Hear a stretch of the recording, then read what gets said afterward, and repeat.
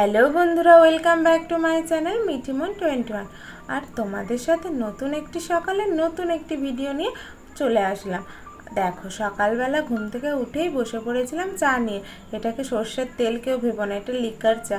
আর আমি বাটিতে খেতে পছন্দ করি কারণ তাড়াতাড়ি ঠান্ডা হয়ে যায়। আর আমার পড়াতে যাওয়ার তাড়াতাড়ি ছিল, তো তার জন্য আরও বাটিতে নিয়েছিলাম। আর এই যে দেখো, 3টে জলের বোতল, সারাদিন এই 3টেকে আমি শেষ করব এরকম টার্গেট থাকে। তো তার মধ্যে একটাকে আমি সঙ্গে করে পড়াতে যখন যাই নিয়েই যাই। তো দেখো, ঝটপট রেডি হয়ে গেছি আর আমার কলম, আমার অস্ত্র, ওটা নিয়ে চলে গেলাম পড়াতে। আর মা বলছিল কি খাবি, সেটাই জিজ্ঞাসা করছিল। তো আমি বললাম কি খাবো। তো তারপর দেখো, আমি আমার কলম আর আমার বাহন মানে আমার সাইকেল, ওটাকে নিয়েই চলে গেলাম ঝটপট করে। আর তখন কটা বাজে, তখন হয়তো 7:45 এরকম বাজে। তো সেদিন ছিল শনিবার, ঠিক আছে। তো শনিবার দিন সাইকেল নিয়ে বেরিয়ে গেলাম। শনিবার দিনটা আমার পড়ানোর একটু চাপ বেশিই থাকে, মানে সেই দিনটাকে আমি সোমবার ফিল করি। তো যাই হোক, সাইকেল নিয়ে দেখো সকালবেলা যাচ্ছি। আর রোদ সেরকম ছিল না বলে ছাতা আর জলের ব্যাগ কোনোটাই নিয়ে যাওয়া হয়নি, নাহলে সবসময় ওটা আমার সঙ্গেই থাকে। আর একটা ঘটনা ঘটেছিল জানো, আমার এই সুন্দর ঝাঁকাটা মানে বেশি দিন হয়নি লাগাইনি, আমাকে দোকানদার ঠকিয়ে দিয়েছে। একদম ঝাঁকাতে পেনটা রেখেছিলাম, পড়ে গেছিলো। আবার সাইকেলটা থামিয়ে আমি পেনটা নিয়ে আসলাম। তো যাই হোক, তারপর দেখো সকালবেলাটা বেশ ভালোই লাগছিল, সুন্দর আবহাওয়া ছিল, না রোদ না বৃষ্টি, একটু হালকা হালকা ওয়েদার ছিল। তো আমি পড়াতে চলে গেছিলাম। তো পড়িয়ে বাড়ি এসে দেখো আমার আবার পড়ানো ছিল, তো তার জন্য খাবার রেডি। বৌদি আলুর তরকারি করেছিল, আর সকালবেলাটা আমি মুড়ি খাই। তো সর্ষের তেল আর আলুর তরকারি নিয়ে বসে পড়েছিলাম। আর তার সাথে ছিল পাকা কাঁঠাল। আর কাঁঠাল জিনিসটা আমি আমাদের গাছেরটাই পছন্দ করি, অন্য কারোর গাছের কাঁঠাল আমি একদম সহ্য করতে পারি না। তো যাই হোক, কাঁঠাল আমি খাইনি, ওরা খেয়েছিল। তারপর আমি স্নান টান করিনি, আমি এমনি ড্রেসটা চেঞ্জ করে নিয়েছি, হাত মুখ ধুয়ে ফ্রেশ হয়ে। তো দেখো, তারপর আমার পরানো ছিল বললাম তোমাদের, তো ড্রেসটা পরে নিয়ে আমি একদম রেডি। আর এই দেখো, আমি তোমাদের বললাম যে আমি দুপুরবেলা একটু রোদ রোদ হলে তখন ছাতা নিয়ে বেরোই, জলের বোতল নিয়ে বেরোই। তো দেখো, জলের বোতল নিয়ে নিয়েছি আর চিরুনিটা জায়গা মতো রেখে দিলাম। আমি বাড়ি তো কি বলবো, সেরকম থাকেই না, তো যেটুকু পারি পরিষ্কার করে রেখে যায়। আর বাড়িতে বাচ্চা থাকলে একটু নোংরা করবেই। আর এইদিকে কিছু জামা কাপড় ছিল, সেগুলো মাকে বললাম ধুয়ে দিতে। আর এইদিকে দেখো, আমাদের পুচকু শুয়ে শুয়ে ফোন দেখছিল, আর বৌদি ওকে কাঁঠাল খাওয়ার জন্য বলছিল। ওর কোনো হেলদোল নেই, ও ফোনের মধ্যে ঢুকে বসে আছে। তো তারপর দেখো, মা এখানে বসেছিল আর বলল যে কখন ফিরবি, এই জিজ্ঞাসা করছিল, কারণ ব্যাংকে একটু কাজ ছিল, তো যেতে হবে। তো তার জন্য মা জিজ্ঞাসা করছিল। তো তারপর দেখো, আমি খাওয়া দাওয়া করে একদম ছাতা, লাঠি বলতে আমার কলম আর জলের বোতলের ব্যাগটা নিয়ে বেরিয়ে পড়েছি। তো তারপর দেখো, আমি পড়াতে চলে এসেছি। আর এই যে আমার স্টুডেন্ট, ও একদম রেডি। আর এই যে ওর হোমওয়ার্ক, এটা দিয়ে গেছিলাম, ফাঁকিবাজ তো সব, তো এক বোর্ড করে আমি কাজ প্রত্যেক দিন দিয়ে যাই। আর এই টেবিল জিনিসটা রোজ করালে না মনে থাকে, তো কিছু দিই না দিই এই টেবিল কটা আমি ওকে প্রত্যেক দিনই লিখতে দিয়ে যাই। তো তারপর দেখো, ওকে আমি লিখতে দিয়েছিলাম, সেগুলো ও টুকটুক করে কমপ্লিট করে ফেলেছে। তো আমি কোশ্চেনগুলো ওকে পড়ে পড়ে একবার করে বুঝিয়ে দিচ্ছিলাম। তো তখন কটা বাজে, 10:30 কি 11টা এরকম বাজে। তো তারপর ওকে আমি পড়াটা ধরলাম, পড়াটা ধরার পর ওর মা আন্টি আমাকে স্যালারিটা দিয়ে গেল। আর এই জিনিসটা হাতে পাওয়ার যে কী আনন্দ তোমাদের কি বলবো, কারণ স্কুল টিচাররা কিন্তু এই গরমের মধ্যে ছুটি পাচ্ছে, এমনকি ওদের মর্নিং স্কুল হচ্ছে, তাই ওরা বাড়ি গিয়ে রেস্ট পাচ্ছে। কিন্তু আমাদের কি হচ্ছে, মর্নিং স্কুল হচ্ছে বলে আমাদের দুপুর রোদে পড়াতে যেতে হচ্ছে, কারণ পড়ানোর কোনো ছুটি হয় না। করোনার সময়তেও অনেকজন পড়িয়েছে, তো মাথার ঘাম পায়ে ফেলে এটা হচ্ছে রোজগার। তো সবসময় আমি এটাকে মাথায় তুলেই রাখি। তো তার জন্য আমি যখনই স্যালারি পাই, যেখান থেকেই পাই, আমি একটু প্রণাম করেই ব্যাগে রাখি। তো যাই হোক, তারপর ওকে পড়াতে পড়াতে দেখো বৃষ্টি শুরু হয়ে গেছিলো, ঝমঝম করে বৃষ্টি পড়ছিল। আর এদিকে আমার মা ফোন করেছিল, তো মায়ের কাছ থেকে শুনতে পাই যে আমাদের ওদিকে কোনো বৃষ্টি এখনও হচ্ছে না। তো সম্ভবত চাল মেঘের জন্য, মানে আমি যেখানে পড়াছিলাম সেটা আমাদের থেকে অনেক দূরে বাড়ি থেকে, তো সেখানে বৃষ্টি হচ্ছিল আর বাড়িতে বৃষ্টি হচ্ছিল না, তো তার জন্য আমি আটকে গেছিলাম, বাড়ি আসতে পারছিলাম না। তো তারপর যাই হোক ব্যাংকও যাওয়া হলো না বৃষ্টির জন্য, একটু সমস্যা হয়ে গেল, তো তার জন্য বাড়ি চলে আসলাম। আর দেখো বৃষ্টি ভেজা অবস্থায় প্রকৃতিটাকে কত সুন্দর লাগছে। আর ওটা আমাদের হচ্ছে ব্রিজ, ওই ব্রিজ থেকে চারপাশটা একদম সবুজ ঘন ঘন হয়েছিল। তো তারপর দেখো ঝটপট ঝটপট করে আমি আমার বাহনটা নিয়ে জল কাদা ভেঙে আমার বাড়ি পৌঁছে গেলাম। তো আমাদের বাড়ির প্রায় চলে এসেছি। তো বাড়ি এসে আমি হাত মুখ ধুলাম, আর আমাদের পুচকু আমার জন্য ওয়েট করছিল, তো ওকে স্নান করে নিলাম। আর ও কি বলছে দেখো, এত দুষ্টু।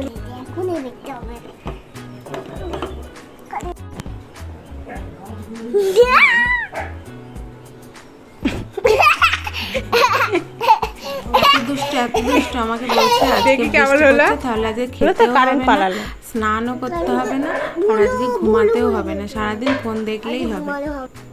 তো তারপর দেখো ওকে মাথা টাথা আজরে নিয়ে আমি বললাম ঠিক আছে তুই একটু খেয়ে নে, তোকে আমি আজকে আর ঘুম পাড়াবো না, তুই মানে ফোন দেখবি।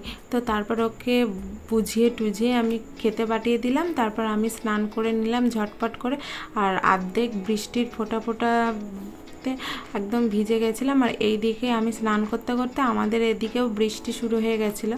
তো তারপর দেখো মাথার অবস্থা, মানে এমনি চুল নেই, দেখতেই পাচ্ছ। তো তারপর আমি এই যে আমার গালে একটা সুন্দর পিম্পলস বেরিয়েছে, ওটাকে সুথল দিয়ে, জানোই সবসময় আমি সুতল ইউজ করি, আর কিচ্ছু ইউজ করি না মুখের জন্য।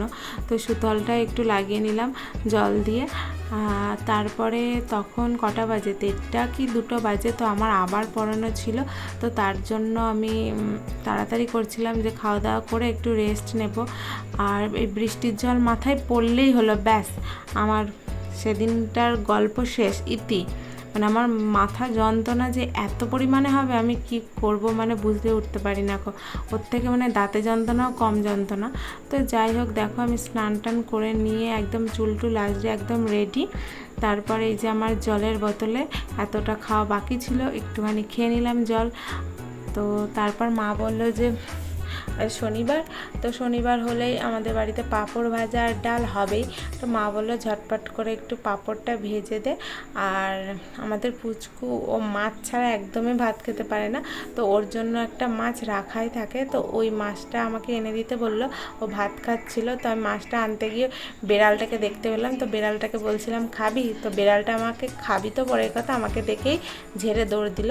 তো তারপর ওকে খেতে দিলাম, দেখো তার মা ওকে খাইয়ে দিচ্ছিলো। আর এইদিকে আমি, যেহেতু বৃষ্টি শুরু হয়ে গেছে আর রোদ ওঠার কোনো সম্ভাবনা নেই, 2টো প্রায় বেজে গেছে, তো মা বললো ফ্যান তো এখন চলবে, তো ঘরের মধ্যে একটা মানে ওই যে কী বলবো ক্যাম্বিস দড়ি না কি বলে ওটা টাঙিয়ে দে, দিয়ে জামা কাপড়গুলো একটু ঝুলিয়ে দে, একটু হাওয়াই টেনে যাবে। তো তাই করছিলাম। বেশিরভাগ দিন এই বর্ষাকাল শুরু হলো এরকম করেই দিন কাটবে, জামা কাপড় শুকাতে হবে।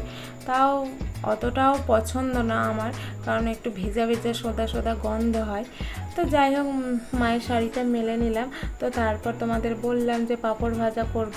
তো দেখো পাঁপড় ভাজতে লেগে পড়েছি। আর বৃষ্টির দিনে পাঁপড় ভাজা মানে দারুণ ব্যাপার। এটা যদি বিকেলবেলা চায়ের সাথে হতো তো আরও ভালো ব্যাপার। তো আমার পাঁপড় ভাজা হলেই হবে, সে সকালে বিকালে দুপুরে রাতে আমার পাঁপড় ভাজা খুবই ফেভারিট। তো তারপর দেখো ঝটপট ঝটপট করে এক থালা পাঁপড় ভেজে নিলাম। আর পাঁপড়গুলো এত সুস্বাদু খেতে ছিল তোমাদের কি বলবো, মানে মুখে দিলেই মিলিয়ে যায়।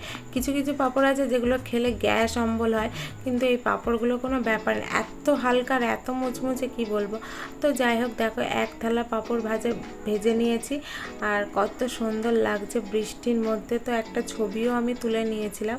তো তারপর মা বলছিল যে খিদে পেয়েছে তাড়াতাড়ি আয়, তো মা ওইদিকে ভাত বেড়ে রেখেছিল। এই দেখো আমি পাঁপড় ভাজাটা এনে থালাটা সাজিয়ে নিলাম। আজ হয়েছিল উচ্ছে ভাজা, ডাল, পাঁপড় ভাজা, কাঁঠালের আটি, ডাঁটা টাটা দিয়ে একটা চচ্চড়ি, আর পটল টটলও দিয়েছিল, আর আলু সয়াবিনের তরকারি। মানে বৌদির হাতের আলু সয়াবিনের তরকারি মানে আমার কাছে মাংসের ওপর দিয়ে।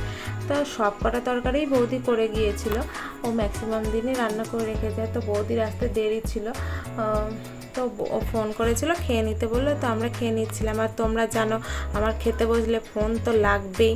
তো আমি খেতে বসে আমার ফোনটা যেহেতু ভিডিও করছে আমি দেখতে পাচ্ছিলাম না, তো কার্টুন দেখার জন্য আমার ফোন লাগবেই।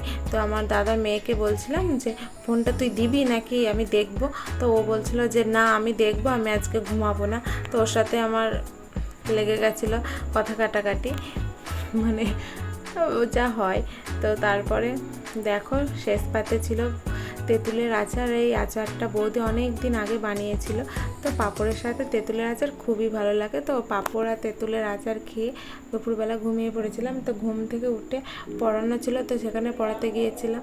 আর তোমাদের তো বললাম যে বৃষ্টির জল পড়লে আমার জীবন শেষ, আমার মাথা যন্ত্রণা শুরু। তো পড়াতে গিয়ে খুব মাথা যন্ত্রণা করেছিল। তো স্টুডেন্টের মাই বললো তুমি আস্তে আস্তে পড়াও, যদি না পারো বাড়ি চলে যাও। তো আমি বাড়ি যাইনি, আমি বললাম ঠিক আছে আমি শুয়ে শুয়ে যতটা পারছি করাই। তো দেখো আমি এদিকে ওকে কাজ দিয়ে একটু চুপ করে শুয়েছিলাম, আর ও নিজের মতো পড়া করছিল। তো আমি ওকে তখন বললাম যে একটু ক্যামেরার দিকে তাকা। যে দেখো ও তাকাচ্ছে, আর ও খুব মানে ধ্যানমগ্ন হয়ে পড়াশোনা করে যখনই পড়াশোনা করে। আর আমি হলাম ওর ফাঁকিবাজ দিদিমণি, যেহেতু ওর মায়ের লাই পেয়ে পেয়ে আমি এরকম আরও হয়ে গেছি। তো যাই হোক, একটা সত্যি কথা কী বলবো, স্টুডেন্টের মায়া বা আমি টিচার এরকম বন্ডিং আমাদের মধ্যে নেই। ওর মা যথেষ্ট ভালোবাসে আমাকে। তো যাই হোক, তারপর আমি ওকে পড়িয়ে বাড়ি চলে আসলাম। তারপর বিকেলবেলা একটু রাস্তায় দাঁড়িয়েছিলাম। তো এই সন্ধেবেলা সন্ধে টন্ধে দেওয়া হয়ে গেছে, তারপর একটু শুয়েছিলাম। তো তারপর দেখো আয়না পরিষ্কার করে নিচ্ছিলাম, মাথাটা একটু ছেড়েছিল। তো আয়নাটা অনেক নোংরা হয়েছিল দেখে পরিষ্কার করে নিলাম। দেখো কি অবস্থা, আয়নাটার অবস্থা মানে কি বলবো, যে কদিন আগে ধুলো পরিষ্কার করেছিলাম তখন মুছেছিলাম, আর এই কদিনের মধ্যে আবার এরকম অবস্থা। সাদা কাপড়ই আমি সবসময় ইউজ করি, কারণ তাহলে নোংরা কতটা উঠলো সেটা বোঝাই যায়। আর এইদিকে আমি করছিলাম নোংরা পরিষ্কার, আর আমাদের বাঁদরটা কি করছিল তোমরা জাস্ট একবার দেখবে। মানে আমি যতক্ষণ বাড়িতে থাকবো ও আমার পিছনে ঠিক লেজুর যে জিনিসটাকে বলে সেই রকম আমার পিছনে সবসময় থাকবে। আর এই দেখো আয়নাটার কি অবস্থা করেছে, যত লিপস্টিক ওপরে ওর মায়ের কাছ থেকে নিয়ে আসবে, নিয়ে এসে আমার এখানে লাগাবে। তারপরে রং যা আছে, তো ওকে আমি বলছিলাম দেখ এইগুলো যদি করিস না তাহলে তোর ঠ্যাং ভাঙবো। তো আমাকে বলছে ঠ্যাং ভাঙবা তা আমি হাত দিয়ে হাঁটবো, এত পাকা। তো দেখো সবসময় আমার ওড়না নাহলে কিছু এসব নিয়ে ওর নাচ গান লেগেই থাকে। তো যাই হোক পড়াশোনাও ভালো করে। তো তারপর রাত হয়ে গেল, আমরা খাওয়া দাওয়া করে আমরা শুয়ে পড়েছিলাম। তো আজকের ভিডিওটা এইটুকুই। আর দেখো চাঁদটা কত সুন্দর লাগছিল রাত্রিবেলা, পূর্ণিমা যেহেতু ছিল। তো নতুন কোনো ভিডিওর জন্য তোমরা আবার অপেক্ষা করো। টাটা বন্ধুরা।